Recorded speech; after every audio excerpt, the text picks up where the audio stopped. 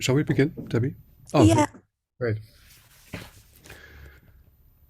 Okay, hi everyone. I'd like to extend a very, very warm welcome to you to the Decentring ELT Challenges and Opportunities Conference.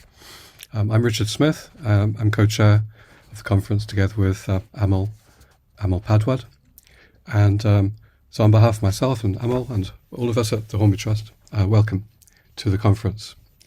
Amol, are you there? Yeah, I'm there. Like Richard, I would also like to very warmly welcome everyone to the conference. We are really delighted that this first of its kind conference is happening and happening in the 60th anniversary of the Hornby Trust. So on this occasion, let me invite Carolyn Moore, the chair of Hornby Trust, to say a few words to start the ball rolling. Carolyn. Thank you, Amol. Can everyone hear me? Yeah. Yeah. Good afternoon, good evening, and good morning, everyone. Firstly, on behalf of the Hornby Trust, welcome to the Decentring ELT conference. This is also the Hornby Trust's 60th anniversary conference in association with ANET and Dr. B.R. Ambedkar University in Delhi. And I'd like to thank both these bodies for helping us organise this conference. And I'd like to thank the organising team from these three bodies who have worked enormously hard over the last few weeks on setting this up. As you know, the Hornby Trust celebrates its 60th anniversary this year. A.S. Hornby was at the heart of major developments in our profession. And he had the idea for a learner dictionary, which became the Oxford Advanced Learner Dictionary, one of OUP's best-selling titles ever. And it was the royalties from that dictionary which enabled Hornby to create the trust and which continue to enable us to do our work.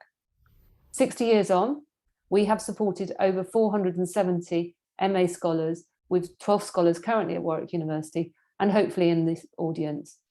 And we have supported many wonderful teacher education and research projects, often with the help of the British Council, who have played a vital role in organising these events and the administration of the scholarships. It's lovely to see many familiar names and faces on the programme and list of participants, but equally, it's wonderful to see many new people. And I look forward to interacting with you during this conference. And believe me, there will be lots of interaction. I'll hand over now to Richard Smith and Amol Padwad. Thank you.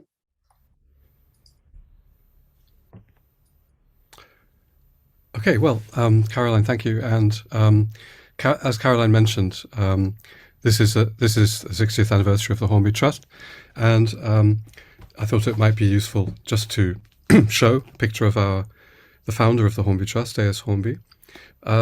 He, as Caroline said, he with colleagues in Japan, actually, he first published this dictionary in Japan, and it was called this title at that time. But it was taken up by Oxford University Press, as Caroline said, and has, with OUP, sold many, many copies through many editions, the most recent one being this one. And, Hornby was quite a modest man and really didn't expect to earn all of this money through the dictionary. And in 1961 decided to set up a charitable trust to, as he put it, for some of the money, a large proportion of the money he'd earned through the dictionary, to go back to the countries from which it had come. And of course, it was originally developed not in the UK, but in Japan. But the countries that the Trust has mainly focused on have been in the global south, as we now call it. The Trust, just to say a little bit about the Trust and its activities over these 60 years, its main activity has been scholarships. Supporting students, teachers, already established teachers, to come to Britain to study for master's courses at different universities. And over the years, as Caroline I think said, 470 altogether have studied as Hornby scholars, as we call them. And several of the former Hornby scholars are chairing sessions today and tomorrow. And we've worked very closely with the British Council all the way through from the beginning. But the Trust has also given grants to the voluntary services overseas, VSO, and to Comic Relief for a big project in Ghana recently. So the focus has been very much on countries of the global south. The scholarships didn't really get going until about 1970. That was when the first scholar came, a Kenyan, came to study in the UK. Through the 90s, there were about 7 to 8 Hornby scholars every year. It increases as, in some years it increases, and at the present we've got 15 scholars studying in the UK. And it's really great to see so many of you former scholars, or alumni as we call you, here today. In the 2000s, I think our activity expanded a little bit as the internet developed, actually. So we were able to get back in touch with former scholars, with alumni, to a greater extent than we had been able to in the past. And we've developed have developed a network of alumni. And one aspect of that has been to provide small amounts of money for returning scholars to engage in projects in their own contexts. Some of those projects, some of the best projects we felt most valuable ones have been together with teacher associations. And this has been an area of Hornby Trust activity which has expanded over the last 5 years in particular. Some of the best projects which alumni were suggesting as relevant for them in their context, for teachers in their context, were connecting with teacher associations. And we set up a new project scheme about 10 years ago, together with IATEFL, for teacher associations to apply for small amounts of money to strengthen their teacher association in ways that they decided. And this has expanded, as I said, from about 2 every year to now about 15. We're supporting about 15 projects. And some of these projects we're going to hear about at the conference today, although not everything that we hear about today has been Hornby Teacher Association projects. Some of them have. And we've developed these growing links with supporting teacher associations, and this is reflected in the focus of the conference. And new initiatives have developed, including supporting research into the history of English teaching, into dictionary development, and also the what we call the Decentring ELT initiative.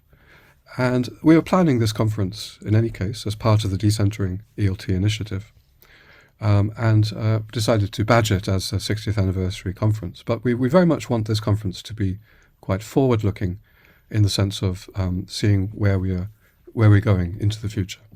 All of us, not just as Hornby Trust, but as participants, what we might think about Decentring ELT. So I'm going to hand over to... that's enough really about the Hornby Trust. We want to focus on this issue of decentering ELT, or this concept. I'm going to hand over to both Amol and Richard Kiely, another member of our committee. Amol first, maybe. Yeah, following on from you, let me also welcome Richard Kiely.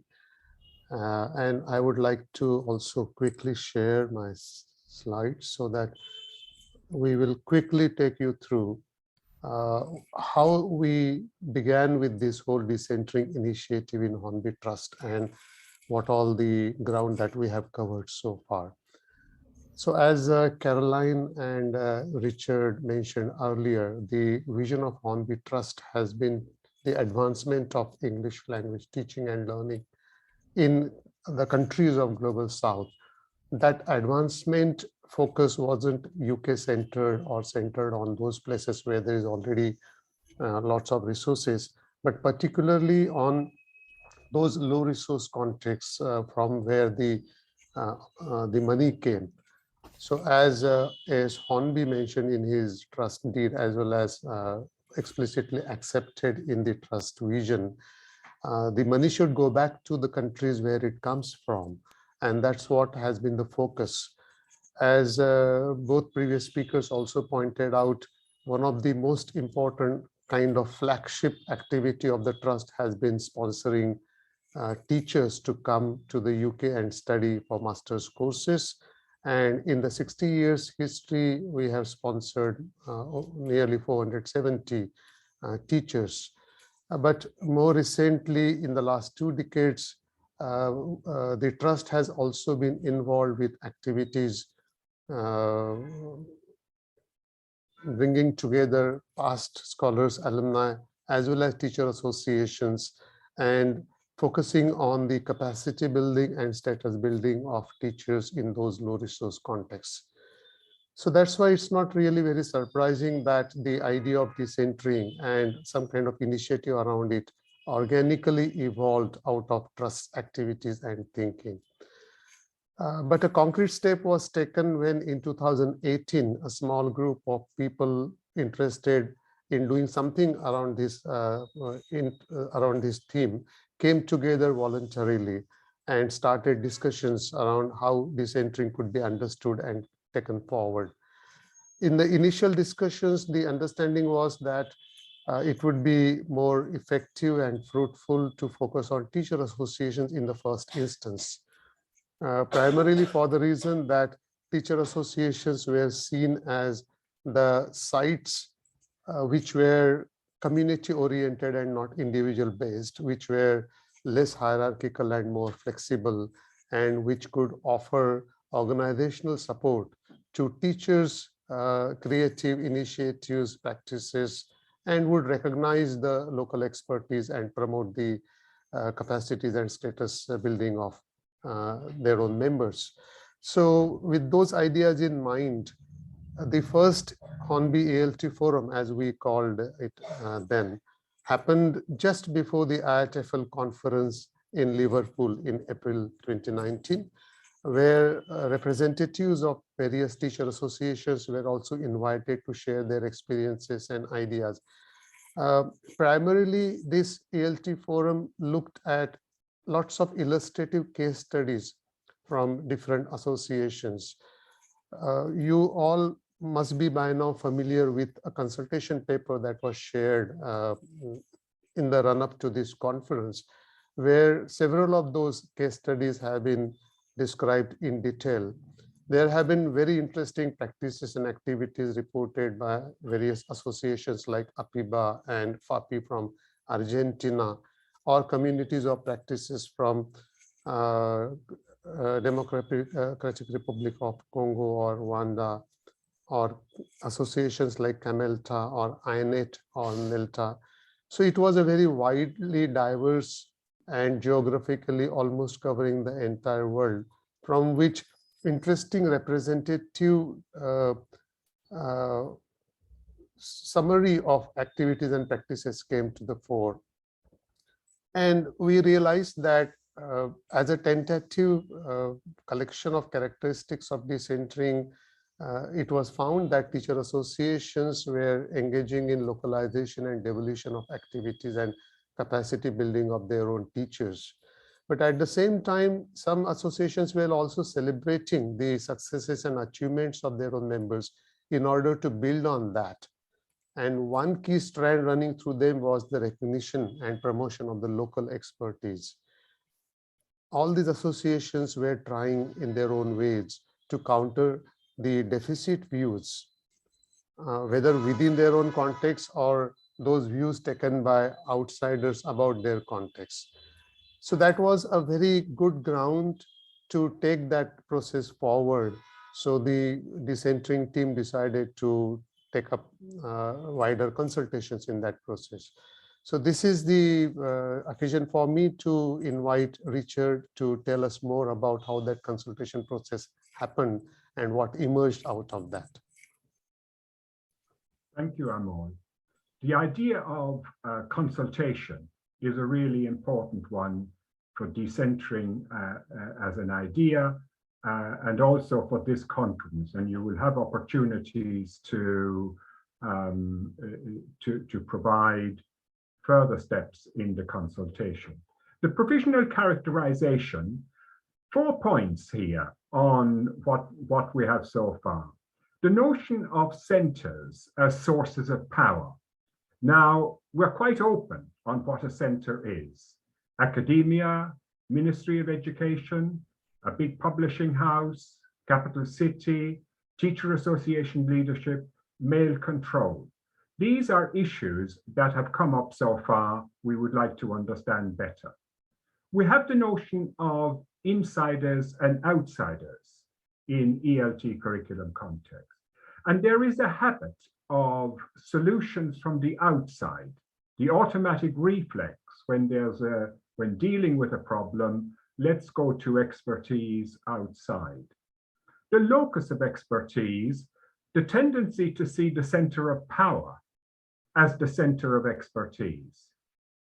And then thinking and action, which is a divide where thinking is at the center and action is in the classrooms, and the action flows from the thinking at the center.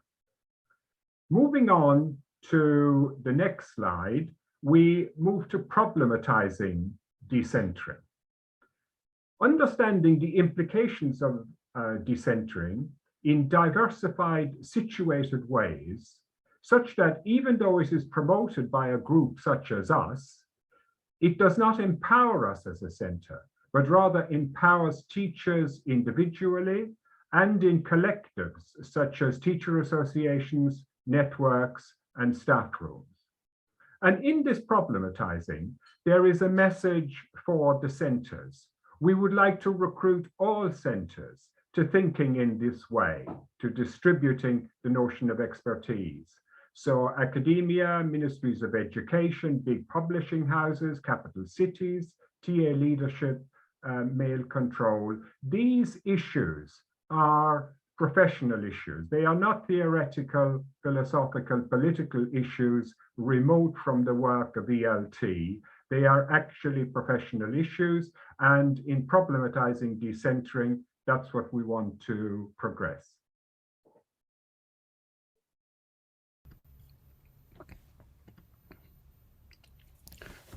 Thank you. Amol, we can't hear you.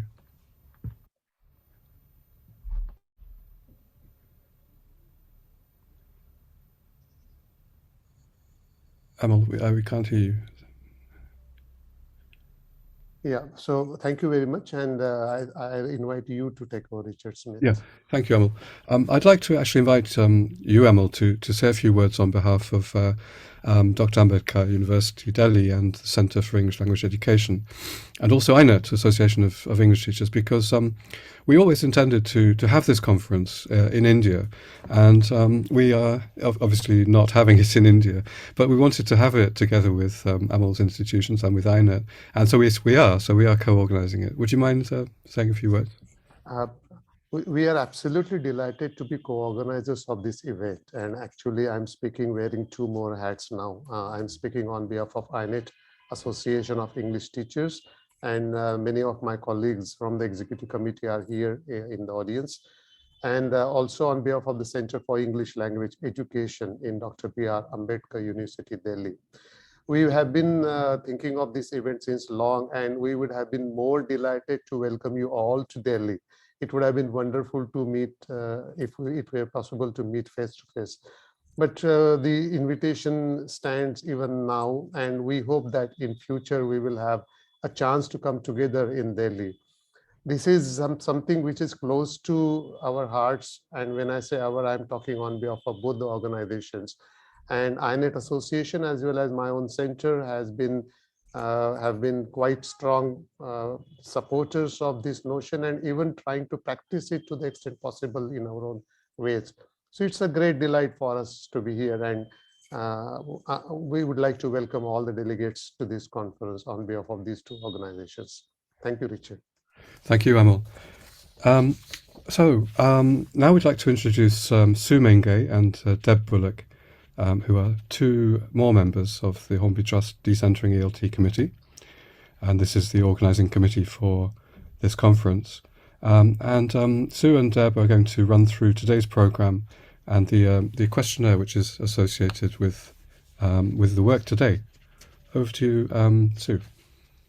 Okay, well, hello everybody, and yet another welcome from me. I think we're almost ready to go to get down to the business of the day, which we're all looking forward to. But before we do that, could I just take a moment to remind you of how the 2 days are organised? Of course, the topic throughout is going to be decentering ELT, but each of the days is going to have a slightly different focus. So day one, which is today, the program is going to focus on practical examples, and we've got 8 speakers who will be presenting teacher association projects, which can be seen to illustrate in one way or another some of the principles of decentering. Now, these presentations will fall into 2 main sessions, each with 4 speakers, and then there'll be a space for discussion at the end of each session. And this is where we're really hoping that you, the participants, will come in and contribute to these discussions. So please make use of the chat. And I can see that many of you are already doing that, but please make use of the chat to send us your views and comments as we go along. And we have reporters who are monitoring the chats, picking up your comments, and these will all be fed back to the session chairs. Tomorrow, we're going to widen out a little bit from the practical to a more general discussion of the concept of decentering. And in the first session, there'll be a panel of 5 speakers who will put to you their own understanding and views on the subject. And we hope that we might get a whole variety of views there. And again, there'll be space for you to comment via chat and share your thoughts for the discussions with the panel. And then the second part of day 2 tomorrow will be given over to hearing the views that you have expressed in your responses to the questionnaire. And Deb will say a little bit about this in a moment. But I think, as you will have gathered, the conference organisers would very much like to hear your views on the theory and practice of decentering, which is a complex and sometimes controversial topic. And in fact, we're counting on you to give us a really useful discussion so that we're not just talking to ourselves. So please, we would like you to help us, and you can do this in 2 ways. One of them is by using the chat, keeping the comments coming all the way through, just keep them coming, we love to get them. And then the second way is by completing the questionnaire. And I'm now going to hand over to my colleague, Deborah Bullock, who will tell you a little bit more about the questionnaire. Have a good conference. Thanks, Sue. Hello, everybody, and welcome from me too. The questionnaire is actually quite an important part of this conference. Well, your responses to the questionnaire are very important. By now, you should have received a link to it, which we would like you to fill in. Okay, there are 5 questions. I don't know if you've already had time to have a look at it, but there are only 5 questions, and we think it should take you around 15 minutes to complete it. And if you don't have answers to all the questions, please don't worry. Just answer those that you can. Now, why do you think we want you to do this? Well, as the others have already explained, decentering is a very complex notion, and we do need to develop it further, and you can help with this. And also, if you think about these questions, it will give you the opportunity to participate more fully in this conference. So you can voice your ideas and opinions, and you can be heard. When should you do it? There is a deadline. You should try to do it by 5 p.m. UK time. That's 10:30 p.m. Indian time tonight. So after the end of this conference today, you'll have an hour to complete it. Of course, you can also start to complete it during the conference, but we would really like you to complete it by that time. And the reason we'd like you to do that is because those responses will play a big part in tomorrow's programme. In the final session tomorrow, we are going to summarise and discuss your answers. But we will only analyse and summarise the responses that we receive by 5 p.m. UK time or 10:30 p.m. Indian Standard Time tonight. So please do try to get those responses in by that time. And finally, we would really encourage you to please contribute to the debates and the discussions throughout the conference by posting your comments or questions in the chat. And if anybody hasn't got a questionnaire or hasn't got a link to a questionnaire or has got any questions about that, you can just post your questions into the chat box. Okay, thank you very much. Thank you, Deb.